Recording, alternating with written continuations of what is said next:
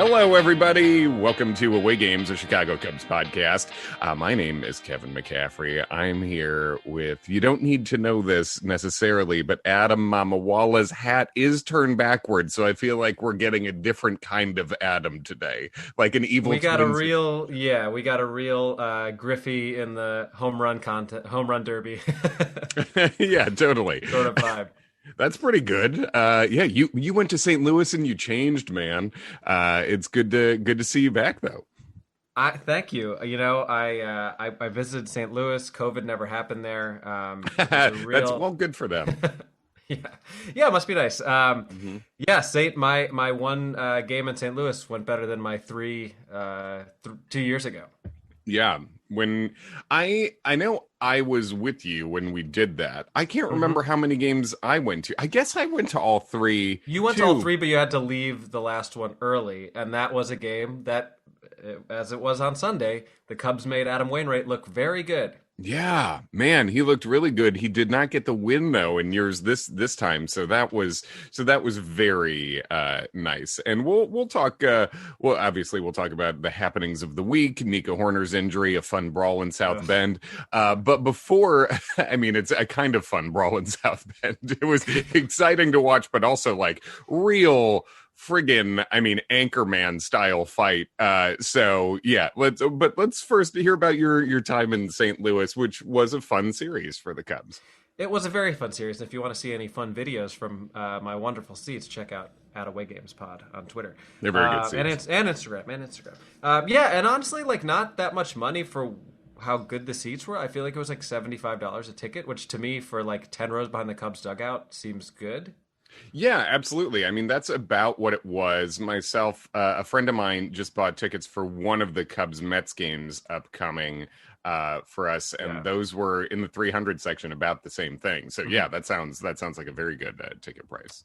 We need to talk about that series. We will, yeah. We'll get one of those. It's always weird. I'm sure you have this too. So Adam and I live in Queens, as our regular listeners know, and we have for a long time. So we always see the Cubs when they come out here to New York. But whenever that happens, it's so many friends want to go with you to the Cubs Mets game. You have to it's like making wedding tables in terms of like figuring out who goes where and who you're going to join where. But yeah, for sure. We'll pick one of those games. I think the move for us is that you and I get seats right by the Cubs bullpen and we just bullshit with Justin Steele the whole game. I mean, that sounds fun. That's honestly not a bad pitch. Hopefully he is, he's healthy by then. So yeah, we can go hang out with Justin. But yeah, no, it was a very fun game in St. Louis. I was at the Sunday night game. I would have loved to have been at the Friday game. That would have been a real hoot. I would have hated to be at the Saturday game, so it really could have gone either way. That's true. Like, it's a particularly upsetting outcome for Yadi Molina to beat you.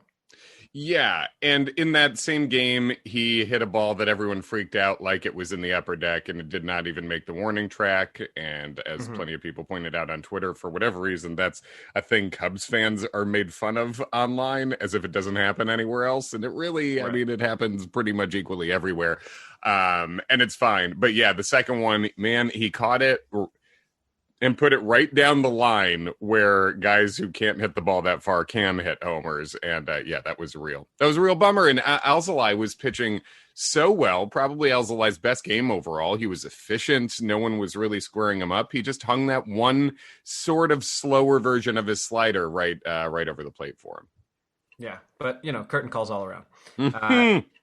God, the curtain call. Hey, I mean, I just want to know, why are we doing a curtain call? Like, I don't even mind, really. Like, it doesn't piss me off. I don't think it's playing baseball the wrong way. I just think it's a bit silly. I don't think I've ever seen a solo home run in May get a curtain call when it wasn't like the guy's last game. He didn't just come back from like defeating cancer or something. He's just a guy who theoretically we're supposed to believe. He just came back from not believing in COVID. He came back from not believing in COVID. Yeah, exactly.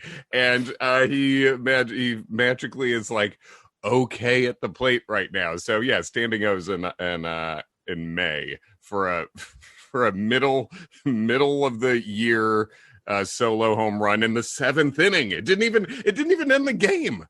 Yeah, I mean, look, it was a big moment in the game, and obviously, like, it was a fun series, and it's always heightened when it's Cubs Cardinals. But like, the other thing about a curtain call is that you kind of have to like wait to be forced into it. I feel like he heard that people were still clapping, was like, "I'm heading up, boys!" Like, it's not right. It's a very. Like, you don't walk off stage and then just walk right back on for an encore. You gotta like let the people want it, and then only when they force your hand. It is very much a band coming back for an encore when the crowd's just like ramping down with their applause and like, okay, fine. If you asked for it, I'll give it to you. So, that's a funny thing to see. And then obviously the game where the Cubs busted it open was wonderful. Yeah. And I mean, just overall, the Cubs might have an actually good offense after such an insanely historically bad start. I'm not saying like excellent or elite. We are good. That's like this. That's like the slogan for this team. It's just that statement with the question mark. # we are good ? Yeah. And then particularly about the game that I was at. What I enjoyed about it as a fan, not that I questioned it, but it was like I hadn't been to a Cubs game since Labor Day weekend of 19, and. In the way that we're all getting back out into the world and we're a little rusty on stage or we're rusty in like social interactions, I was like, am I gonna remember how to really be a Cubs fan at this game? Oh baby, it was it was right there. I like everything that I always feel during Cubs games was just like right back in my chest. Where, like, this full range of emotion. And I was with the person I've been seeing, and like she's not seen me in that mode yet, and it was funny to like. Watch her watch me, because like when the Cubs were in that jam where the bases were loaded when Tepera was pitching, especially because like first and second he makes a bad throw to third that pulls Bodie off the bag, and I just immediately get into that like doom and gloom. I'm like, I'm never gonna see the Cubs win a fucking game in a stadium. God damn it! She's like, oh my god, what's happening? I was like, I'm sorry, I'm just very frustrated. But it was a super fun game, and that inning in particular, to see Tepera get out of that. Like Tepera, he's kind of scary. Like he seems like kind of a like intense, mean dude. Like he may be a nice guy off the mound, but like he's like got a presence on the mound. And when he struck out Arenado, especially like as Arenado fouled off more and more pitches, I just had this horrible feeling of like he's just gonna keep fouling off pitches till he hits a grand slam, and I'm just gonna be. That feeling as a fan that we've experienced many times where you're just like the person sitting down in your seat while everybody around you is just exploding and you're like, this is horrible. Yes, and just being silent while people are screaming is a real bummer of a feeling. And it had to feel I was not watching at that exact moment. I caught it right afterwards, but yeah, it has to feel inevitably bad at that time. The percentage of time that the other team scores a run in that situation is, I think it's like 85% above. And especially with Goldschmidt and Arenado coming up. Right. Especially with their two best hitters coming up.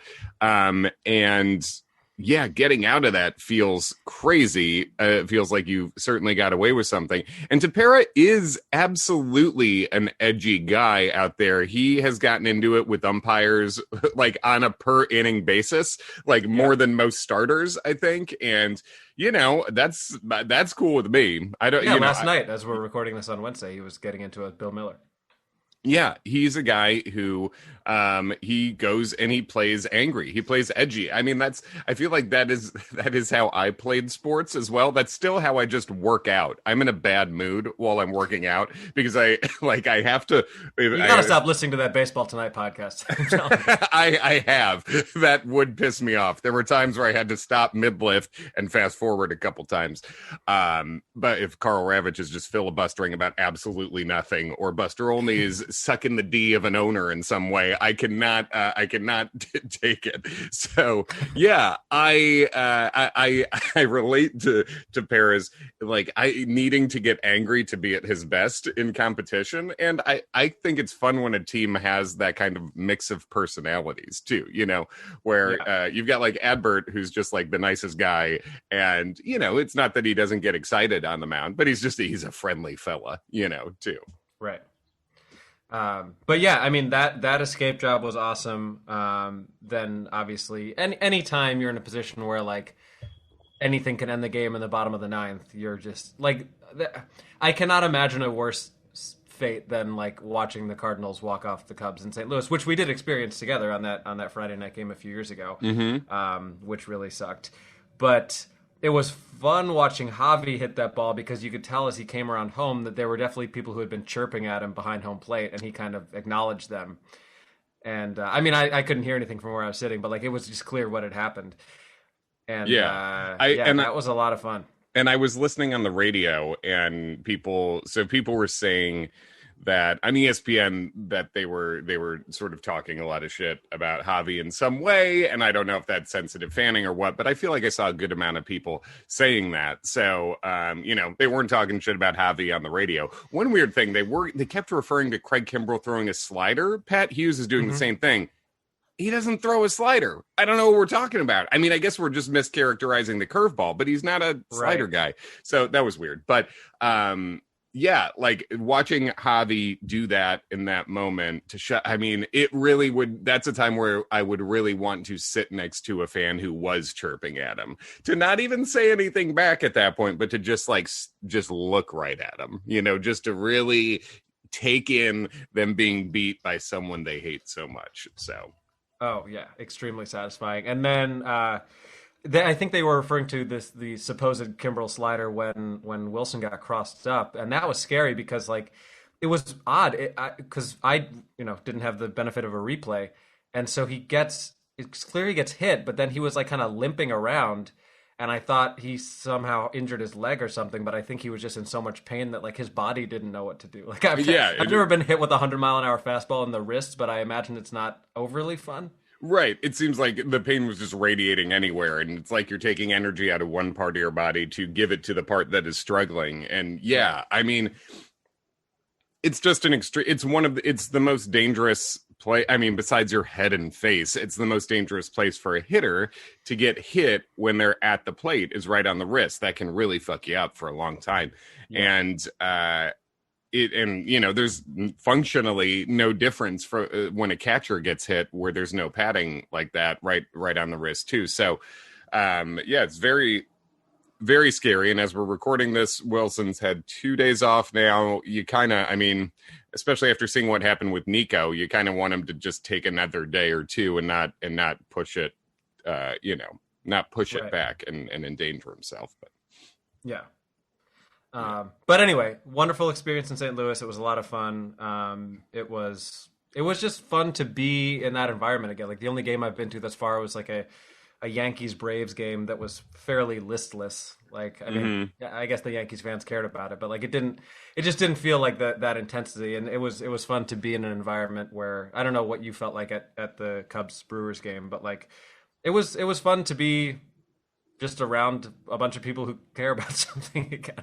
It was nice to be somewhere. the communal spirit of hoping, the communal spirit of just being excited to be anywhere is a very nice thing. And the fact that you got a Cardinals win over the Cardinals is great. And it was a series win over the Cardinals, and that's a big deal. I mean, the Cubs right now are sort of, a couple weeks ago we were saying they are who we thought they were in terms of being a 500 team. Now it seems like maybe they are who we thought they were in terms of slightly the best team in this division right now. Right, we are who we hoped they were, which is a team that could win 88 games and win the division. Right, exactly. Because the pitching is doing well. Obviously, the rotation has been the thing that struggled, but even that's been better over the past couple weeks. Trevor Williams still having a tough time in there overall, but otherwise, the starting pitching's been good. Obviously, every reliever the Cubs bring up is doing great. I mean, it's feeling like a Tampa Bay bullpen right now, where it's just like, all right, whoever you bring up is weirdly good all of a sudden, so I think we're starting to see the real results of the Cubs pitching infrastructure in terms of what Tommy Hodavy's doing and in terms of the pitch lab and all that. It looks like a lot of development happened in the past year, and that's great. I mean, I think much farther down the line topic is how many of these young relievers that are coming up are going to be tried in a starting rotation. You know, like Justin Steele and Keegan Thompson are both guys whose whole experience was starting up until they came into this bullpen. So, I mean, and as good as they look, you could see one or both of them being thought of as someone to try in the rotation going forward too. But yeah, and all that, and then the lineup is doing the thing that you hope they would when they made these the signings they did, where the contact rate is up. We've been seeing, I mean, that big inning in St. Louis was a great example of just like the Cubs weren't even hammering the ball; they just kept hitting it okay, and it kept finding holes. You know.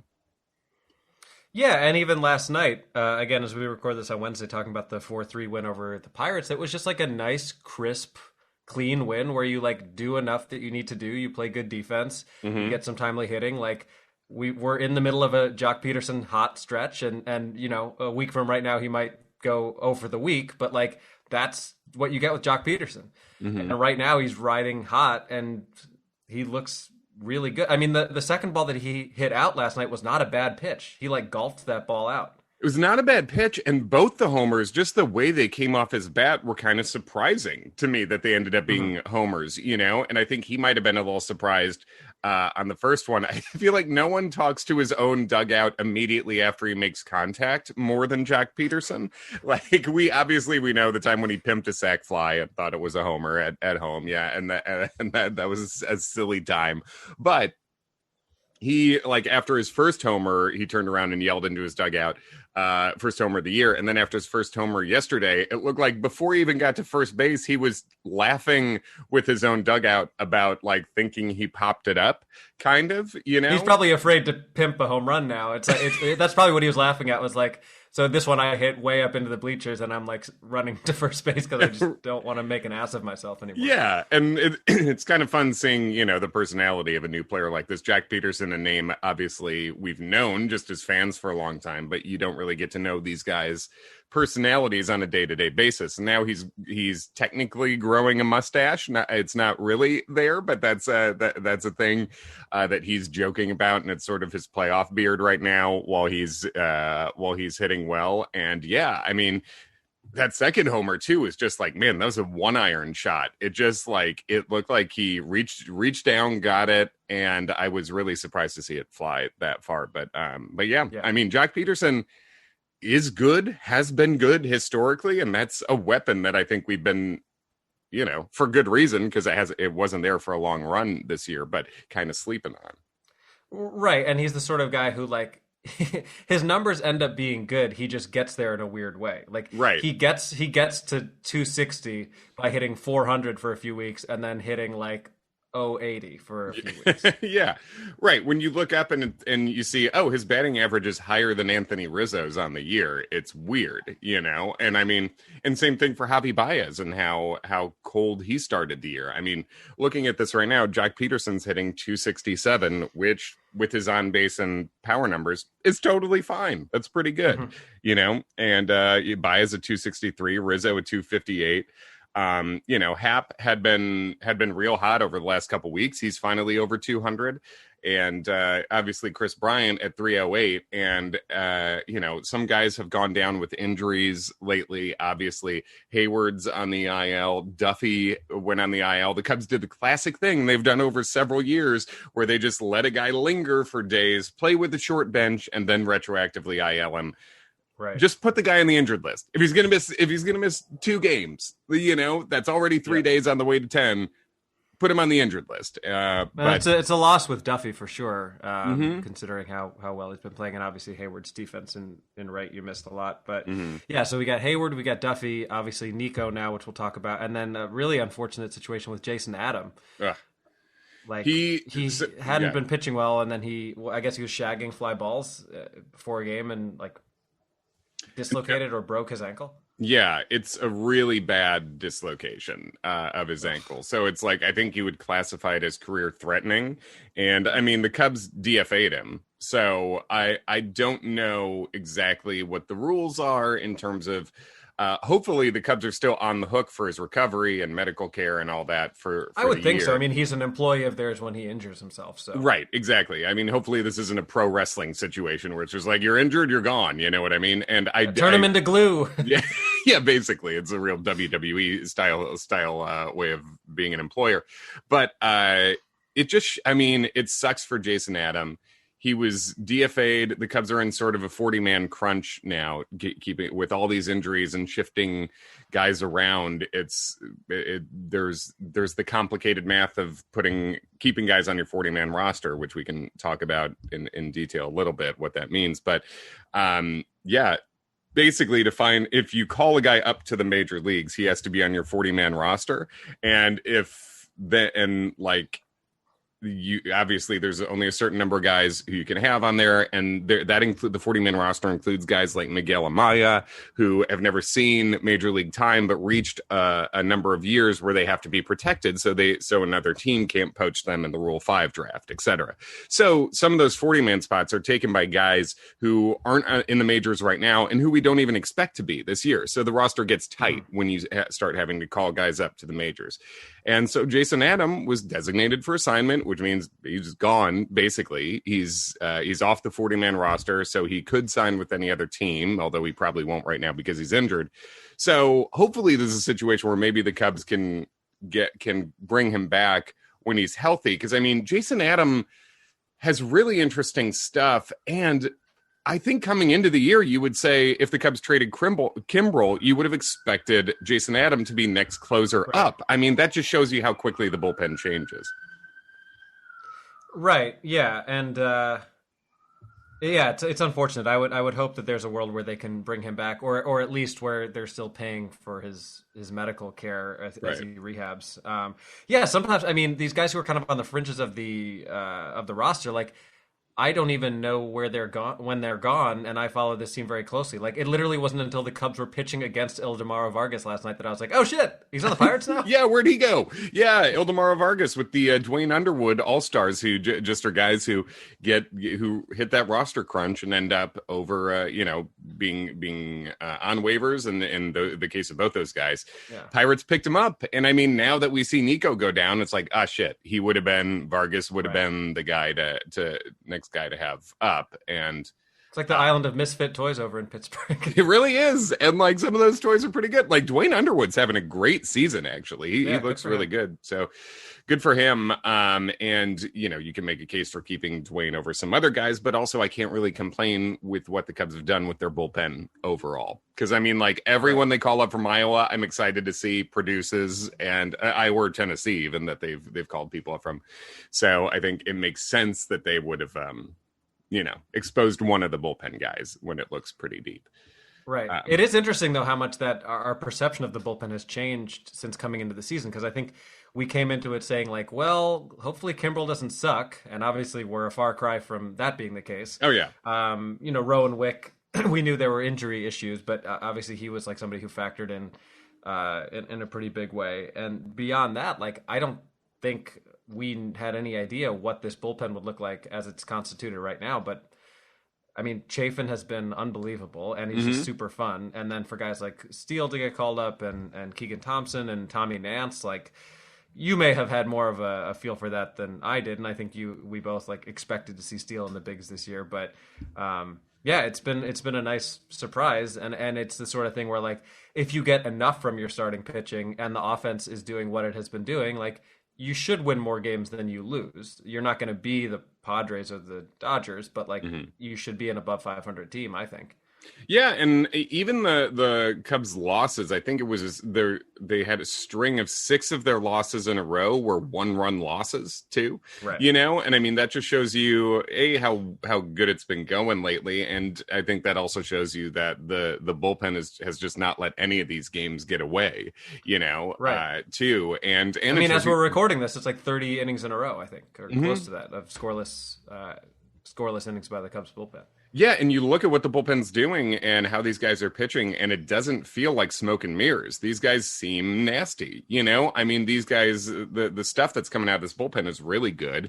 It's a little bit diverse, too, you know? I mean, Chafin doesn't pitch like Steele in terms of left-handed guys, and Rex Brothers is different from those guys, too. And then you talk about the just the right-handers down the line from, you know, Kimbrel, Maples, Nance.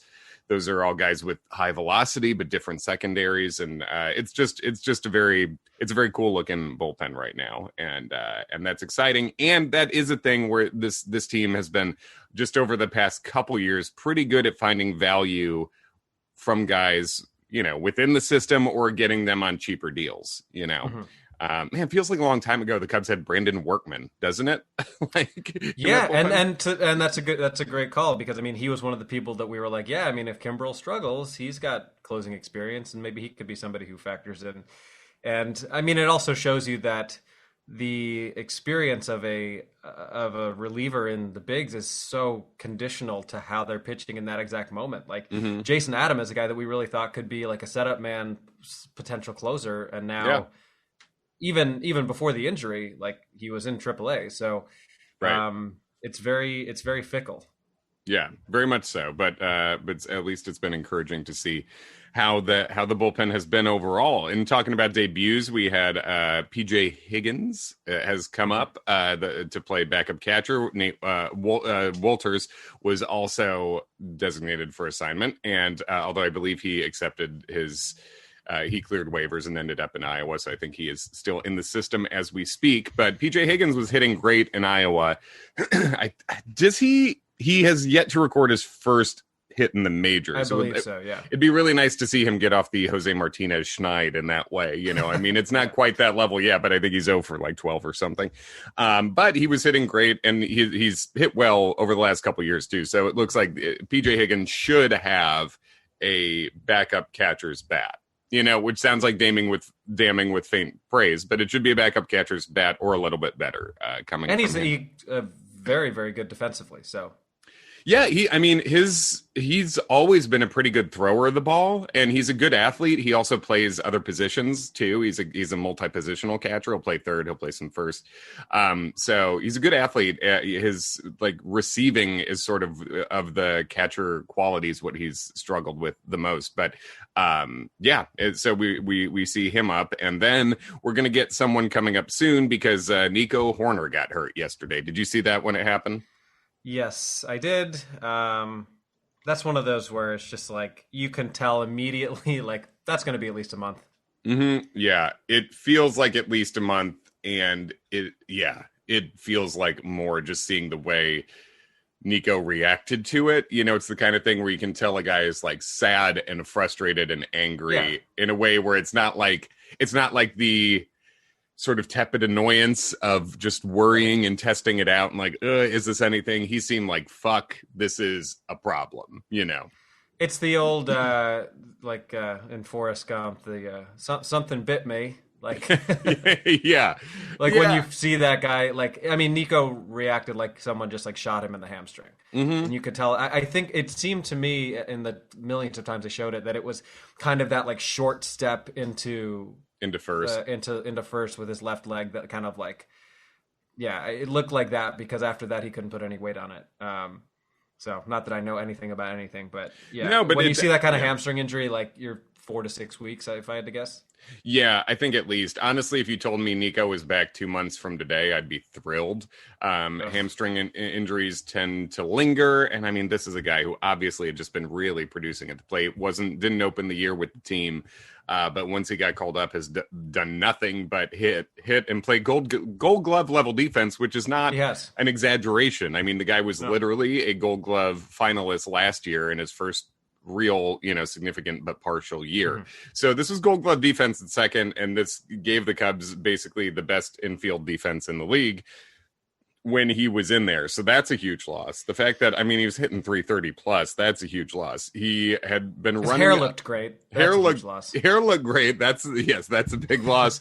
And it sucks because he was really busting it down that line. You saw, I think, like you said, it definitely happened on the step at first or the step immediately after it because he was full speed into the bag.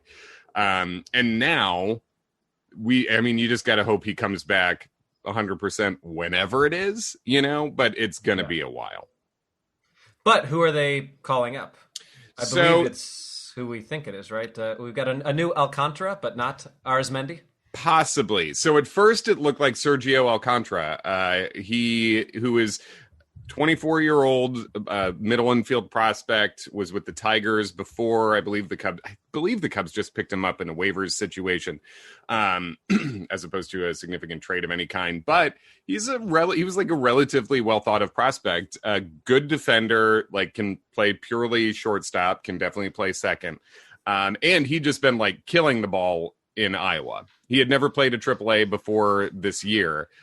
He briefly was in Detroit at the major league level last year, but had never played at the AAA level before.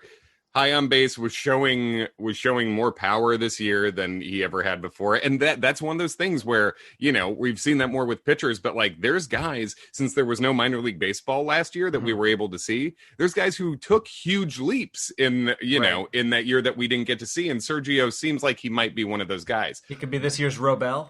Yeah, Robel, who is getting some time in Houston, I saw. So good for Robel, Garcia.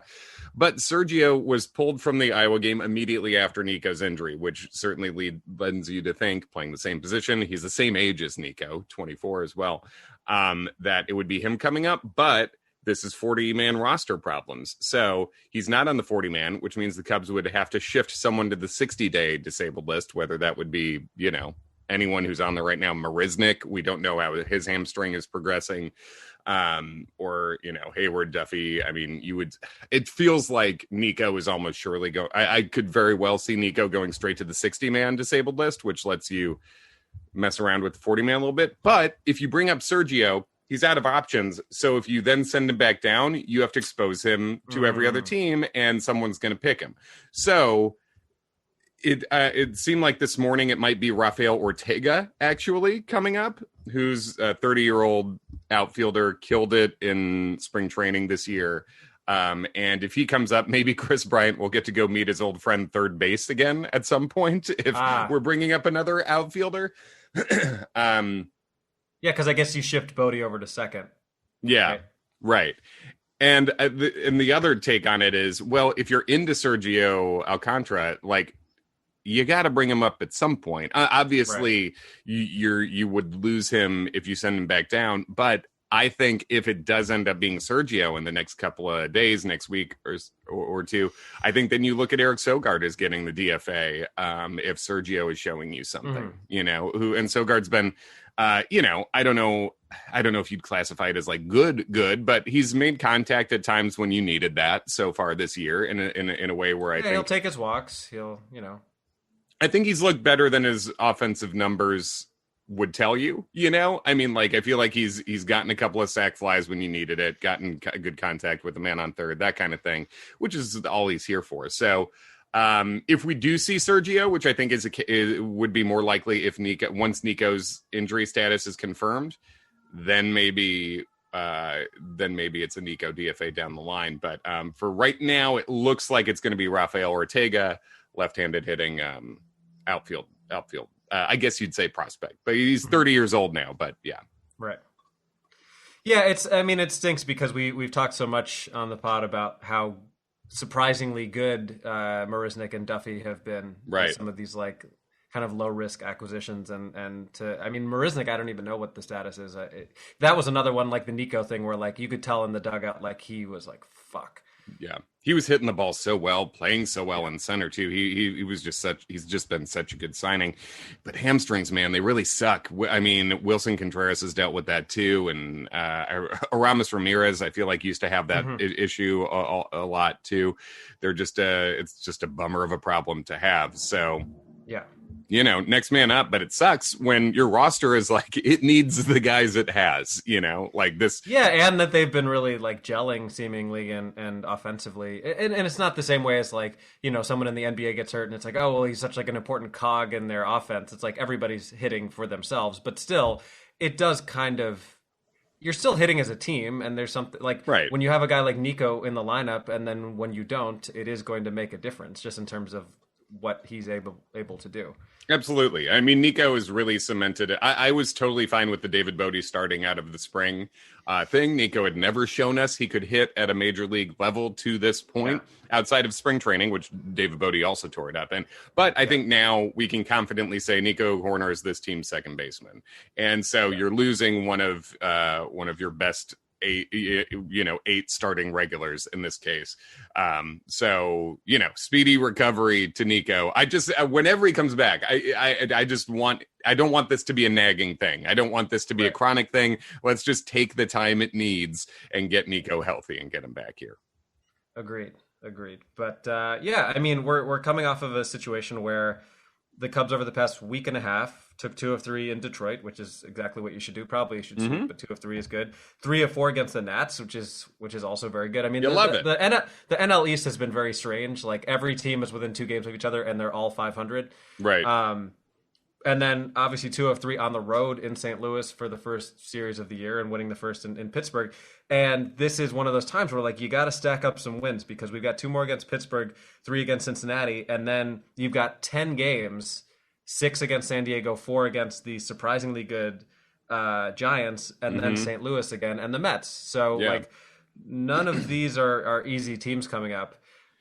So bank some wins now. We can tip our caps to the White Sox for beating Tony La Russa's bitch ass, and or actually his old Tony La Russa's Tony, you know what I'm saying. Tony La Russa is a bitch. The White Sox are winning. We're happy about that. But all those things can be true at the same time. They absolutely can. It's a riddle, kids. Take it on your SATs. But actually, the White Sox are beating Tony La Russa's bitch ass because he has not been good for that team, and yet they're still good. So they are defeating that ass that is within their own organization. The call is coming from inside the house, and it's an old man, and he sucks ass. June is going to be nasty. And the Mets are in first in their division, or they were as of a day or two ago, and everyone on that team is hurt. It is made up names on that team besides Lindor, who also hasn't really been hitting. So they just signed former Cub Billy McKinney. Did they? McKinney's over there, so he's hanging out with Cameron Maybin too, and Albert Almora. You can do it all former Cubs Mets outfield. Well, good for McKinney. Yeah. So cool. But yeah, I mean, this has been fun. It's been fun to watch this team. They have, I think, maybe other than the Giants, the best record in May in baseball, and we're getting into that territory that we talked about, which is kind of that shitty sports movie. Like, all right, guys, we gotta win every game, or they're gonna sell the franchise. Like, and this is, it might get a little tricky for Hoyer, because if the Cubs keep playing well, you're really gonna piss some people off. If you trade someone like a Chris Bryant. And there was a quote from Wilson the other day saying, like, I really want to keep this core together. Like, we're seeing the young arms and the young players that are coming up.